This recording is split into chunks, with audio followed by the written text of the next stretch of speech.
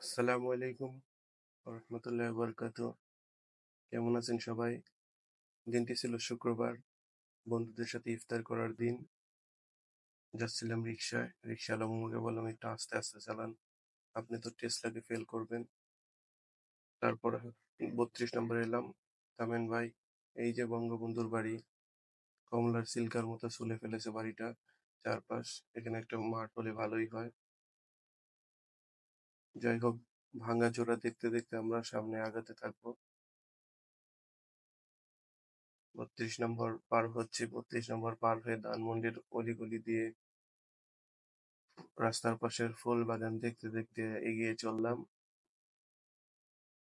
আর হ্যাঁ, রমজানের ইফতার বন্ধুদের সাথে করার মজা আলাদা। আর এটা আবহানী মাঠ, আবহানী মাঠের আসলেই মনে হয় সাগরের কথা। সাগর প্রত্যেকদিন সকালবেলা আমাদের নিয়ে আবহানী মাঠে আসতো প্র্যাকটিস করানোর জন্য। রিক্সা থেকে নেমে হাঁটলাম, দেখি আমাদের ইফতারের বিল্ডিংটা কোথায়। স্টার কাবাব, পিৎজা হাট পেরিয়ে যাচ্ছি। ভাইটা বলল, কি কই যাচ্ছেন? আমি বললাম, না ভাই, আমাদের ইফতার আছে, থাকেন। রাস্তার পাশে ইফতার বিক্রি দেখতে দেখতে এগিয়ে চললাম।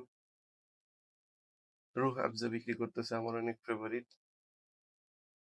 আসলাম, হ্যাঁ, এটাই আমাদের ইফতারের বিল্ডিং, এটা রুফটপে আমাদের ইফতার হবে। ও বাবা, এটা দিয়ে অনেক বড় একটা কসমেটিক্স এর দোকান। লিফটের জন্য ওয়েট করলাম। আর হ্যাঁ, ওয়েট করতে করতে নিজের চেহারাটাকে দেখলাম, না ভালোই লাগতেছে। লিফট থেকে বেরিয়ে গেলাম, বুঝতেছিলাম কোথায় আমাদের বসার জায়গা। ডেকোরেশনটা অনেক সুন্দর। SY3 রুফটপ, আমি জানি না এটার মানে কি। রুফটপের এই করিডোরটা অনেক সুন্দর, ফ্রেন্ডদের সাথে দেখা হলো। আর সবাই গল্প করতেছিল কেমনে কাটতেছে সবার দিনকাল। সিদ্দিক অনেক খুশি ছিল, আমি ভিউ দেখতেছিলাম যে চারপাশের ভিউটা কিরকম। সন্ধ্যা ঘনিয়ে আসতেছে, সবাই যার যার সাথে কোলাকুলি করতেছিল, অনেকদিন পর দেখা। আর এই বাইকার বন্ধুদের হেলমেট। বললাম, চলো দেখি ইফতারের জায়গা কোনটা। আসলাম, দোলনা দেখে তো খুশি হয়ে গেলাম, দোল খাবো। কিন্তু না, ইফতার দেখে আরো খুশি হয়ে গেলাম। বাহ, অনেক মজাদার ইফতার। শরবত দিয়েছে, ফ্রাইড রাইস, চিকেন। ওয়াও! তবে চারপাশের ভিউটা অনেক সুন্দর ছিল, অনেক সুন্দর। মনোরম পরিবেশের মধ্যে ইফতার করার মজাই আলাদা। আর হ্যাঁ, রাস্তা, রাস্তা অনেক সুন্দর, রাস্তা ধানমন্ডির রাস্তা এটা। রাস্তার এদিক ওদিক ভালো করে দেখলাম যে কেমন দেখা যায় উপর থেকে রাস্তাটা। না, অনেক সুন্দর রাস্তা। এই রাস্তায় অনেক স্মৃতি আছে স্টুডেন্ট লাইফে। ভাবলাম যে ইফতারের সময় হলো, সবাই বসতে হবে ইফতারের জন্য। আর বেশিক্ষণ সময় নেই। টিস্যু উঠাইতেছিল কে যেন, জানি না।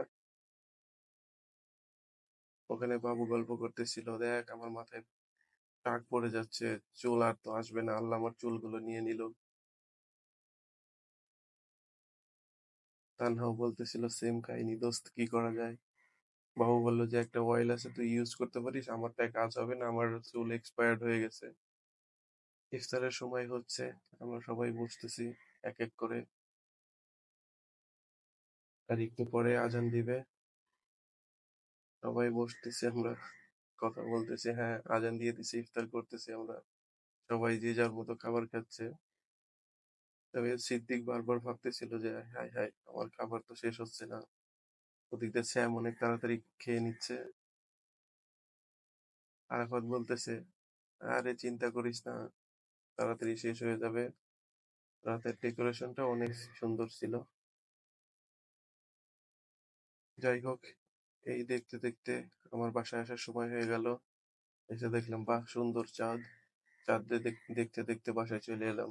সবাইকে অসংখ্য ধন্যবাদ আমার সাথে থাকার জন্য।